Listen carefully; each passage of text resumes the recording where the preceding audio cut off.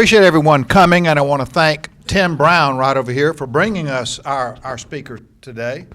The two of our speaker and Tim were in high school for 4 years in Charleston. That would have been about 10 years ago, Tim. So, but thank you, Tim, for bringing him.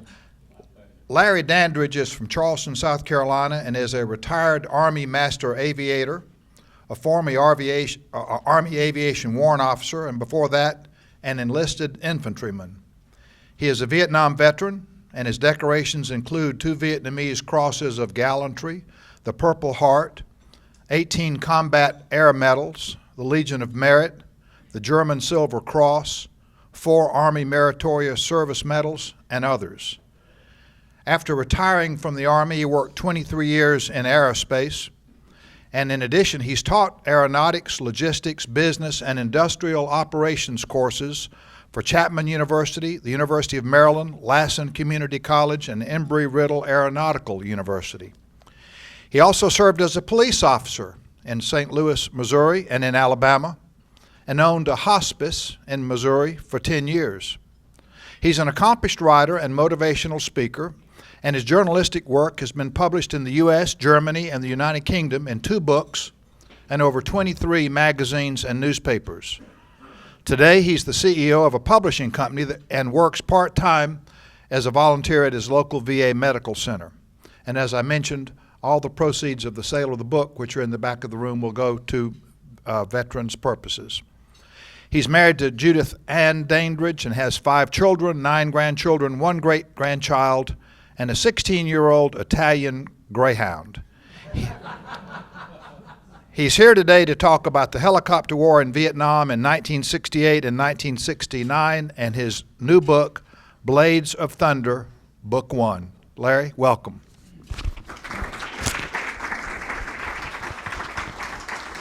Thank you, Bob. Let's put this on you somehow.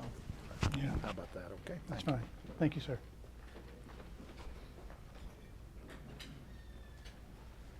Well, Bob, thank you, and thank all of you for inviting me here today.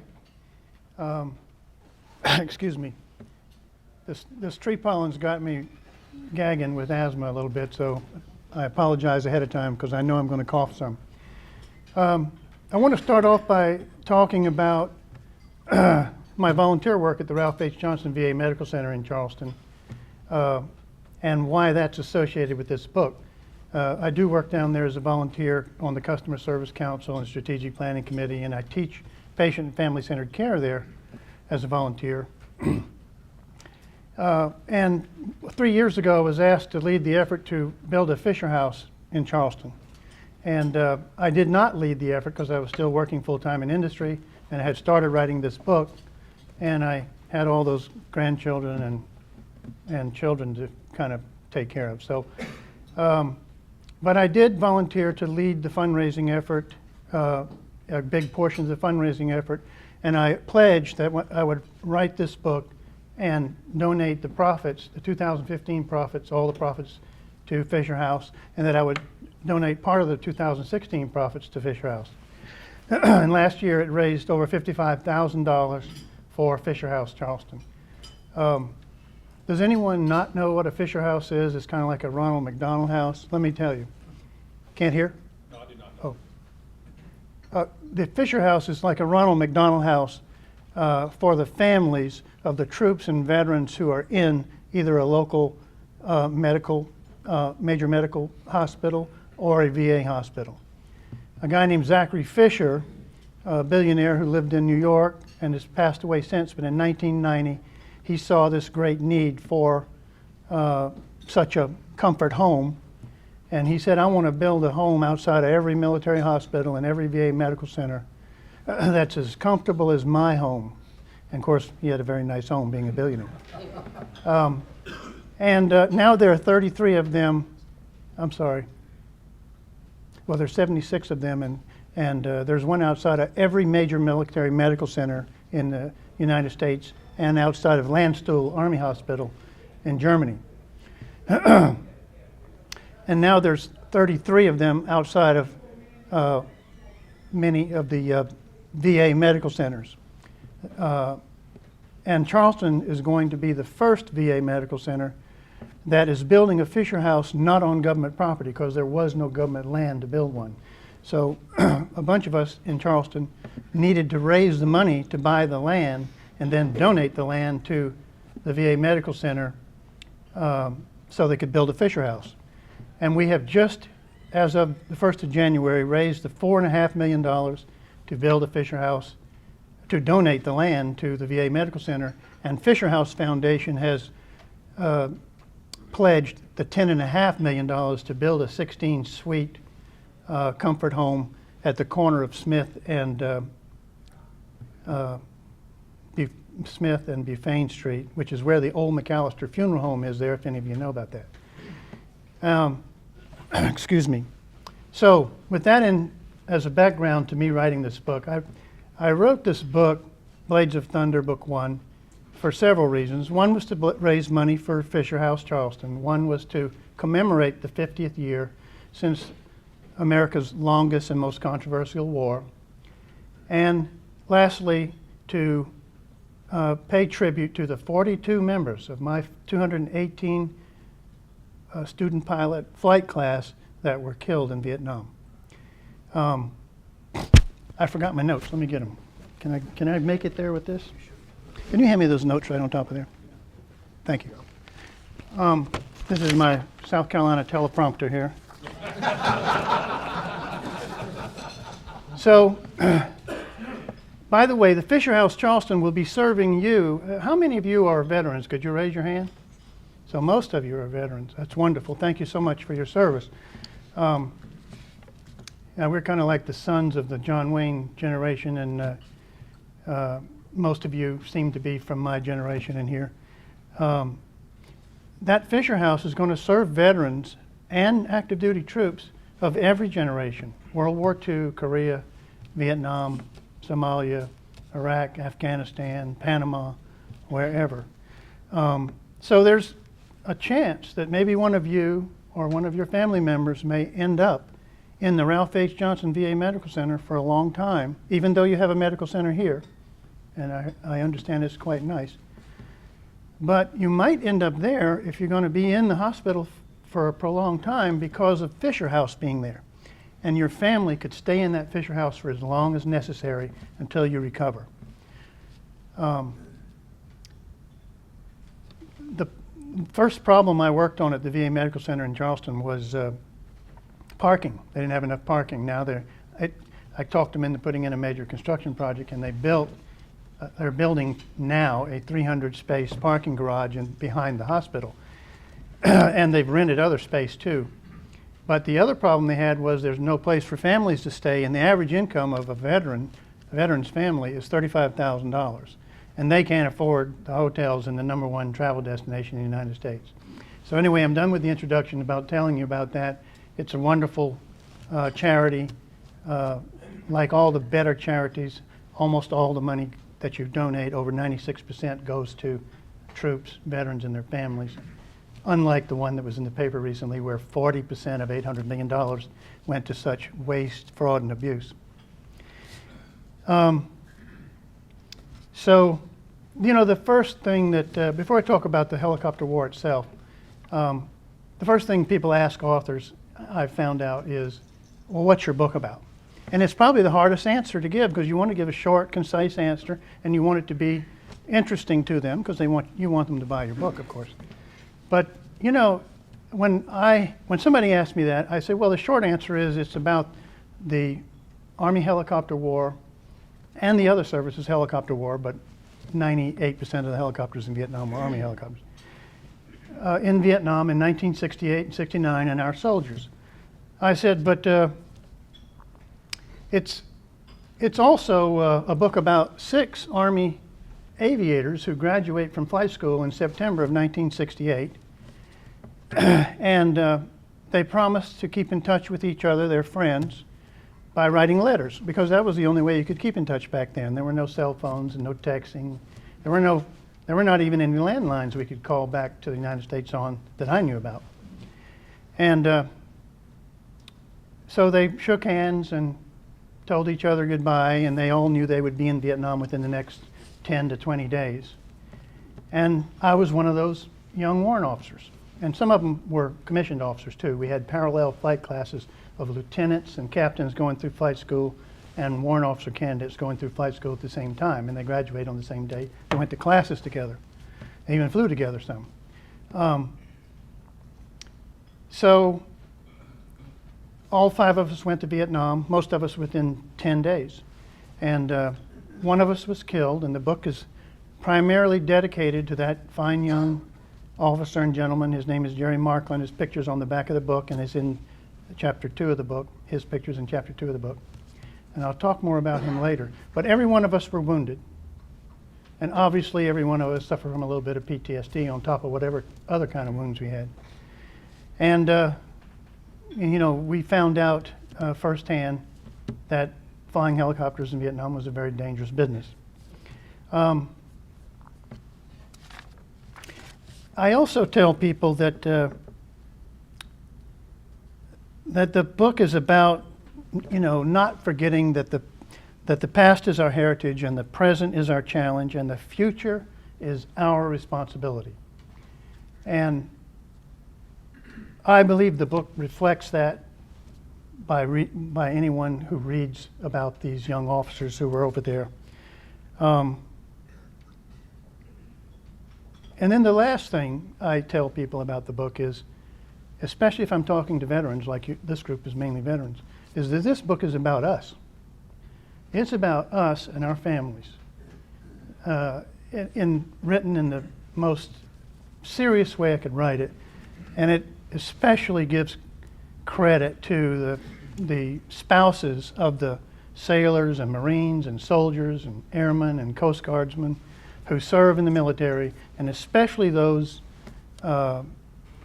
military men and women who end up losing their lives fighting for their buddies and their country, and the ones who are seriously wounded. Because those families, you know, think about it, you know, for example, my group, pilots, we all loved to fly, and we were doing what we loved to do. We didn't want to fly in combat, but like Jerry Markland and I, when we graduated, we wanted to go to Vietnam. We were pacifists. We wanted to fly dust off MEDIVAC helicopters, not have anything to do with fighting or killing, and come back, get out of the Army, and then become an airline pilot. And I would say the majority of my flight class were in that vein. And then some of them wanted to be career military men. But it's the families who are back home worrying to death, taking care of the children, taking care of the dog, maybe working another job, taking care of grandparents maybe, or parents. I mean, we pilots, we had a lot of fun flying. We used to say that it was the most fun you could have with your clothes on. And you know, we loved flying. We didn't like flying in combat, obviously, but even in combat, most of the flying, you know, every day was not that dangerous. Just once in a while, it would be terrifying. And so that's what the book is about. And I'm going to ask you today, after I talk about the helicopter war some and about the book a little more, I'm going to ask you to consider, if you're not already doing it, to volunteer at your local VA medical center. You can also donate to. They always need all kinds of donations, toiletries, all kinds of items that the government does not fund. A lot of veterans go to the VA hospital thinking they're going to go there just for the day and end up being admitted. And they don't have any clothes with them, no toothbrushes, no anything like that. And the VA medical center doesn't have the money to buy those. They're actually prohibited from buying a lot of things. The televisions that are in the VA medical centers are bought by volunteer money. Anyway, you can volunteer there, like the 800 volunteers I work with at the Ralph H. Johnson VA Medical Center. And no matter what your skill is, they need to help with it. And if you want to do a non-skilled job, they have plenty of that too. I'm going to ask you to donate to the VA Medical Center and to other charities that you like to support. And I'd ask you just to check out the charity and make sure you don't get fooled by a charity like Wounded Warrior Project. And then I'm going to ask you, of course, to continue to support our troops, veterans, and their families. So let me tell you a little bit about the helicopter war in Vietnam, and I'll tell you a little bit more about the book, and then you can ask questions if you like. Well, between 2.3 and 3 million troops and sailors and Marines and airmen served in Vietnam. And it's interesting that we of that generation were so ill-treated when we came back from Vietnam and before we went. And yet today, the VA has had 13.8 million people claim that they're Vietnam veterans. I don't know of anybody that claimed that they were at Woodstock. And to dismiss anybody's wondering about how we did and how we fought the war, our military won every major battle and almost every minor battle in Vietnam, hands down. And we killed 100 times more of the enemy than they killed of us, and wounded 100 times more. And a lot of people forgot. Today we have an all-volunteer military, and that's wonderful. People think that the military in Vietnam was drafted, but almost 3/4 of the military in Vietnam joined the military. They were not drafted. In 1968 and 69 were the two bloodiest years of the Vietnam War. Over 30,000 of the 58,000 soldiers and Marines, airmen and sailors who were killed in Vietnam were killed in those 2 years. And the majority of the wounded were wounded those 2 years. 5,000 Army air crew members basically were killed in Vietnam in the 10 years that we were there. And I always wonder about 10 years because it really started in 1955 and didn't end until 1975, but I don't know who came up with 10 years. But 10 years were when we were there in a big way. There were 40,000 Army helicopter pilots that served in Vietnam. It's always interesting. Everywhere I go, people say, "Do you know so-and-so?" And I say, well, I usually say, no, I don't know them, because I might have known 400 Army helicopter pilots, but not 40,000. Of the 12,000 helicopters that served in Vietnam, that's a lot of aircraft. By the way, you may not know it, but the Army has more aircraft than any other service, including the Air Force. We have more vessels than the Navy. The Navy calls them ships.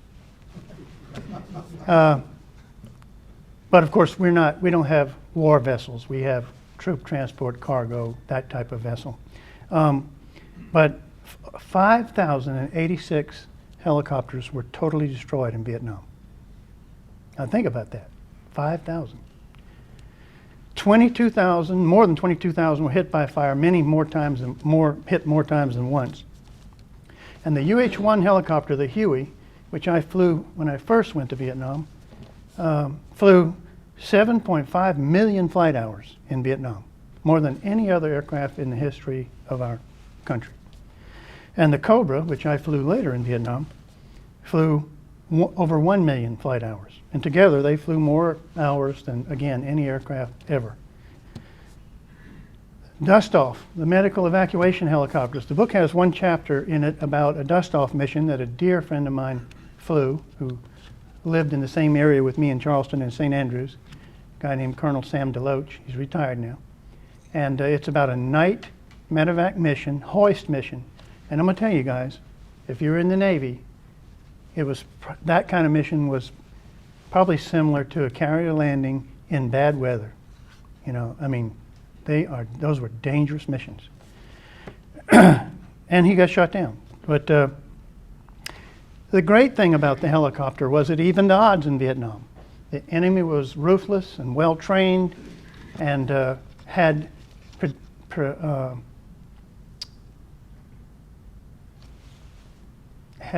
the skill of 3,000 years of practicing guerrilla warfare.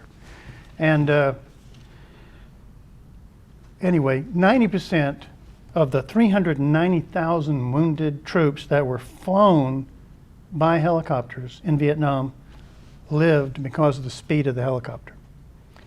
And the helicopter really did balance the odds, because we could move our troops rapidly and bear superior firepower, superior numbers on the enemy by using the helicopter. And even with the helicopter, they frequently got away before we could get them. But it really balanced the odds. Like I said, personally, of my own flight class of 218 Army aviators, warrant officer candidates, warrant officers who became warrant officers, 42 of them gave the last full measure in Vietnam. If you think about it, 10% of the people killed in Vietnam were helicopter crew members. Terrible. It was a terribly dangerous business. We flew, Army helicopters and aviators flew an average of 12 to 14 sorties a day. That's one takeoff, one mission, and one landing. And my wonderful comrades in the Navy and the Air Force and the Marine Corps, they're flabbergasted because they didn't fly anywhere near that many missions. Now, they also flew very long missions too, and our missions were 2 hours and 20 minutes, usually, something like that. So that's the background of the war. The war was certainly terrible. Certainly no one should ever glorify war, and I hope to goodness that no one we ever elect to any political position in our country is a hawk, because we troops are not hawks. We do what we're told, we follow orders, and we fight when we're told to fight, and we do the best we can, but we don't like it, and we don't want to do it, and no one hates war more than us. So let me tell you about the book a little bit. The book is 426 pages long. It has 13, what the reviews say, action-packed chapters. It has all 5-star reviews on Amazon. Army Aviation Magazine just a month ago said it was the best book ever written about the helicopter war in Vietnam. That was a pretty good review. Army Aviator Magazine gave it a 5-star review. The Charleston Mercury gave it a 5-star review. So a lot of people like the book.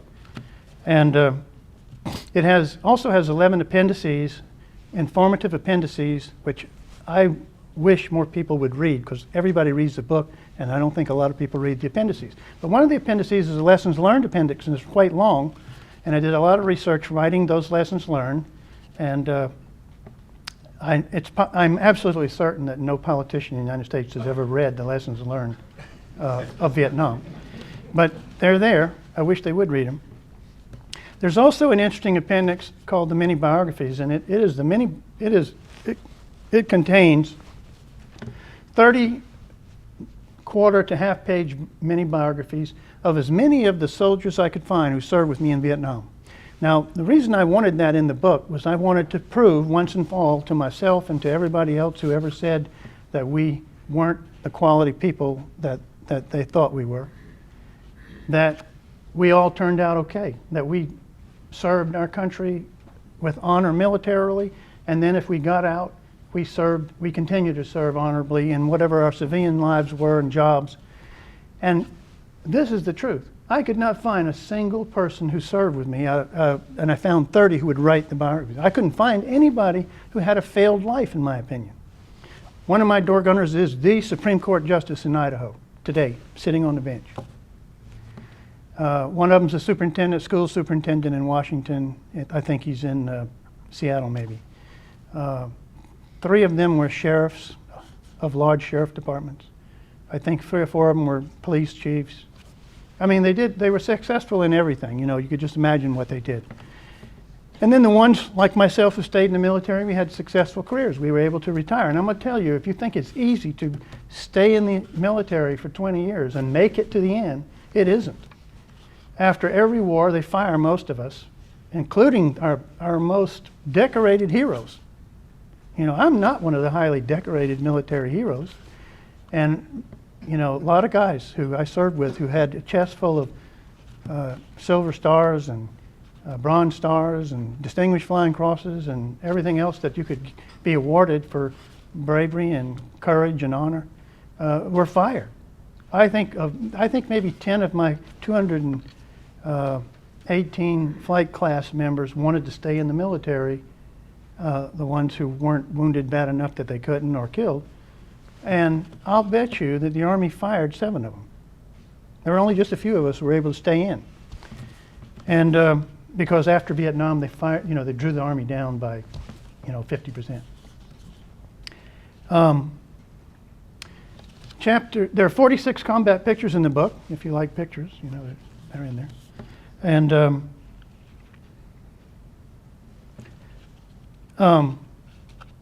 chapter 9 of the book is about Jerry Markland, the gentleman I told you that was killed on December the 28th, 1968. He was flying what we called a smoke ship. It was a UH-1 Huey, armed helicopter with a smoke generator on its tailpipe. And its purpose was to smoke between the friendly troops and the enemy so that the friendlies could do whatever they needed to do. Attack, retreat, maneuver, whatever. And like the wonderful destroyers at the Battle of Leyte Gulf, where I think it was Lieutenant Commander Evans was awarded the Medal of Honor, in face of the worst odds, those destroyers attacked a huge fleet of Japanese battleships, cruisers, and destroyers to try to save the jeep carriers that were and the support ships that were parked at Leyte. And they saved them by laying smoke, and they were all blown to bits. But flying a smoke ship in Vietnam was about as dangerous as it got. And we had one smoke ship in every gun platoon, we called it, our attack helicopter platoon.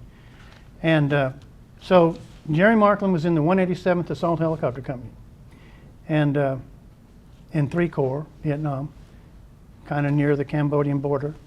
And the 25th Infantry Division was in a terrible battle, a contested battle with a regimental size or larger North Vietnamese Army force on the edge of a rubber plantation. And the infantry battalion that was assaulting those dug-in North Vietnamese soldiers was getting mauled. And they were pinned down in the rubber trees in the plantation. And the command and control helicopter, like in most of the battles, was overhead with the battalion commander in it and some other people. And he said, I want the smoke ship to lay smoke on the enemy, right directly in front of the enemy, so I can land my CNC ship in the rubber trees, get out, take command of this battalion, and get them moving again. Courageous thing to do, I guess. And so Jerry Markland and his aircraft commander, a guy named Roger Howell, and his door gunner and crew chief, they laid smoke from east to west down the rubber tree edge along the forest and jungle. And when they did that, of course, flying at treetop and below treetop level, the aircraft was shot up pretty bad. But nothing was shot up that they couldn't fly. They were continuing to fly, and no one was wounded. So they turned around and they laid smoke from another direction. We had enough sense. That's one of the lessons in the book. Never fly over the enemy from the same direction at the same altitude at the same time. So they laid smoke in the other direction, and when they were laying smoke, the aircraft was shot to pieces. And they didn't know it because when they first laid smoke, there was a triangular set of 51 caliber heavy machine guns set up, and they didn't open up until the second run, and they blasted that helicopter.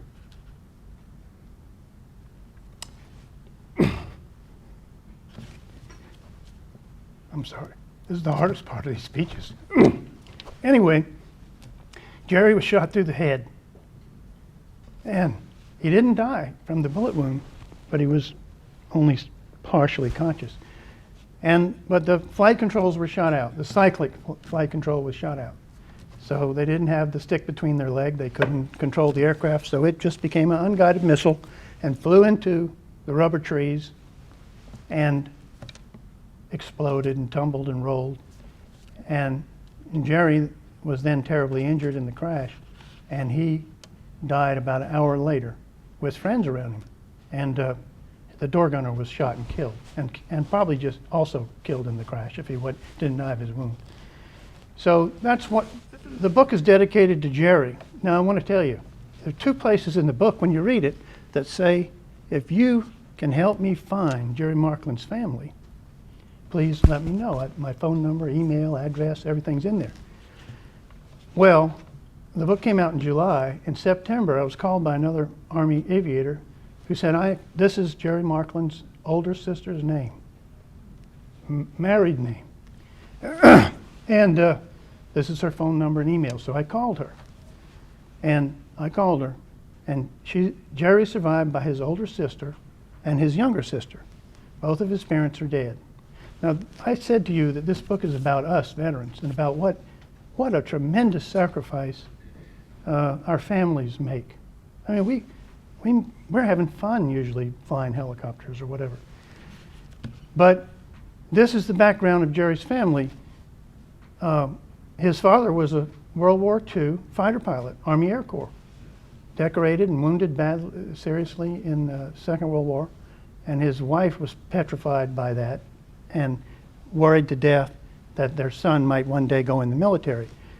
Now Jerry loved flying, and his dad still flew, and they had an airplane, so Jerry learned to fly before he went in the Army. He was the only guy in my flight class I knew that could fly before he went in the Army. And but when they brought Jerry's body back, one of my classmates, Jeff Marino, brought him back to Albuquerque, New Mexico. They buried Jerry, and immediately Jerry's mother could not forgive her husband for encouraging Jerry, and she divorced him after 25 years of being married. And they were in love, but it broke up their family, and they both died real grief-stricken and unhappy over the loss of their son. So this is an example, just one example of what families go through when they lose their loved one in the military. But anyway, I called her, and she and her sister are the happiest two women I've ever met in my life, without a doubt. And they're not happy, of course, that Jerry's dead, but they're happy that someone dedicated a book to him. They're happy that the book has, in chapter 9, the details of his last day of his life, his last mission, and exactly what happened to him. And they didn't know that, because unfortunately the military doesn't do a good job with that. They send you a letter, but they just say you were brave and you gave your life for you. And anyway, and they're thrilled that the prophets in 2015 went to Fisher House and now is helping other soldiers and their families. And they're thrilled that the book is doing some good for soldiers. Now I'm going to tell you, on the 19th of February last month, I flew out there on my own dime to meet that family. Of course, I sent them many copies of the books they wanted, but I went out there and met that family, and I have to say that it was the most significant emotional event of my life. It brought such great closure to them and to me that I cannot describe it. It was momentous. It was like a born-again experience. And the family is thrilled, and they now call me their brother. They say, well, you're now Jerry. You're a part of our family. So anyway, the last thing I will say about the book is there are four South Carolina Army aviators that are main characters in the book. 3 of them are genuine heroes, and the other one is me. And they really are special Americans and special soldiers, and you can read about them. So let's see, I think that's all I wanted to say, and if I could answer a question, I'll be glad to do that. Questions? Yes, sir. What area of Vietnam did you fly in again? I flew in the Delta, and it was we called it Fourth Corps. The country was divided into 4 corps, and I was in Fourth Corps. I flew in Fourth Corps and 3 Corps, which was basically I flew from Saigon south, and it was mainly flat. And the guys who flew in the north, I mean, many of them had a rougher time than we did in the south. But it depended on what day, when your number came up, whether it was rough or not. And we did have 7 mountains in the Delta, and mountain flying is very, very dangerous and requires a lot of skill just to fly in mountains, especially fly close to mountains. And when you have to do that at night with an overloaded aircraft, maybe in bad weather, it really, really is a wonder that more people weren't killed in Vietnam. If that's not it, Any other questions? Yes, sir. I had a high school classmate who flew helicopters in Vietnam and came home and was disabled emotionally for about 2 years. Right. And he said he drank a lot, he could barely get out of bed, but he recovered. Yeah. And other than bad hearing, he's fine now. Yeah. What little bit can you tell us about PTSD? Well, I can tell you a lot about it because I have been diagnosed to have what I would call moderate PTSD. And I actually went through PTSD treatment at the Ralph H. Johnson VA Medical Center about 8 years ago. And I waited 40 years basically to get treatment, which is the thing you're not supposed to do. And I'm a high functioning guy still, and I was high functioning before I got the treatment. But, and the way I dealt with my PTSD my whole life was to be a workaholic. And that's not good. I wasn't an alcoholic. I didn't use drugs. But if I had problems with thinking about the trauma that I saw and experienced in Vietnam, I would just work harder. I would do like Scarlett did in Born with the Wind. I'd just say, I'm not going to think about that today. I'll just work harder. But when I got older, as we all become more introspective as we get older, there was one incident there in there's a chapter in the book about the worst trauma I had in Vietnam. And it was not being wounded terribly and almost being killed. It was not having my friends wounded and killed. It was over killing people. And it was over killing the wrong people one time. Probably. I don't know for sure. But and I couldn't deal with that. I was grief-stricken over it. I felt guilty. I was absolutely, positively convinced that I was going to hell and straight to hell when I die, and I wasn't going to stop anywhere. And, you know, and I had no opportunity, no matter what I did for the rest of my life, because of the trauma that I experienced. And after treatment at the Ralph H. Johnson VA Medical Center for about 6 months, and it was awful. I mean, I didn't like the treatment. It was, you know, it was tough to go through what they wanted you to do, but it was important. And writing the book helped me treat my PTSD. But it was very helpful, and I now think that maybe I'll go to heaven, or at least I probably get a lead man job in hell, at least. So PTSD is an awful thing, and you know, but it's, we who know about it a little bit, we should, and most of us do, encourage other veterans to get treated for it and to recognize the symptoms. But you know, when you were an aviator, how many aviators you think would go to the flight surgeon and say, oh, I got a head problem. I'm crazy. Well, they already knew we were all crazy. But, you know, they weren't going to listen to you. You know, if you said that you had PTSD, we didn't even know that word then, but they would ground you immediately, and you'd probably never get back up on flight status. And no pilot would do that. So I never went to the flight surgeon when I was on active duty. And when I was a younger man, I dealt with it better. But then I didn't do it because I was ashamed. I wanted everybody to believe that I was a man's man, a warrior. My wife calls me a man's man. I asked her, what the hell does that mean? She says, well, men love you and women love you. I said, oh, I thought that was bisexual. I don't know. But anyway, you know, I do feel like I am a warrior, or what's left of one. And, you know, I didn't want anybody to think that I was not the strong soldier that I wanted them to think I was. But I'm glad I went to the treatment, because I think I'll live a little bit longer. I have a better chance of living a little bit longer, because I didn't sleep well, and I had intrusive thoughts. At the end of my 47 years, or not that long, 37 years of waiting to be treated, it was getting to where I had intrusive feelings of guilt and pain, sorrow, several times a day, and I couldn't make it go away by working. It wouldn't work anymore.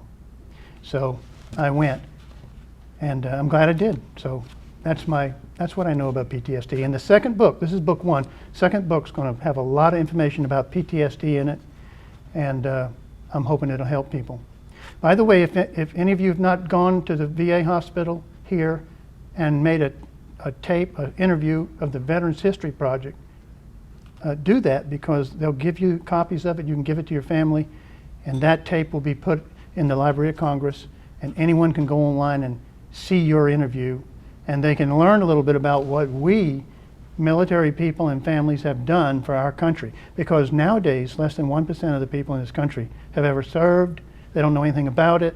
They really don't know what we have done and continue to do. Thank you.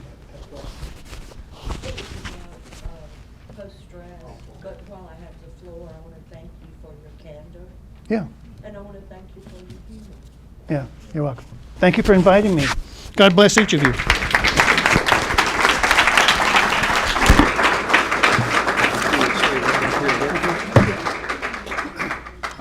I do want to correct one misstatement that he made in his talk that I picked up on. He said that his book talks about 4 South Carolina aviators. 3 of them were heroes, and then there was him.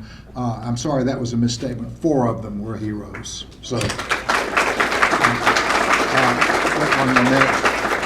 one of our members at the Poinsett Club is also a member of the Daughters of the American Revolution, and asked that I present to you at this note from them, and also give you this certificate from the local chapter of the Daughters of the American Revolution. Oh, wonderful. Joins a grateful nation to honor Lieutenant Colonel W. Larry Dandridge, United States Army, in recognition of valor, service, sacrifice during the Vietnam War, and it's properly signed and dated. And they asked that I present this to you together with a lapel pin. So, All right, thank you. wonderful. Thank you so much, sir. So thank you for your service, Larry. Thank you all for coming, and we look forward to seeing you in April. Thank you.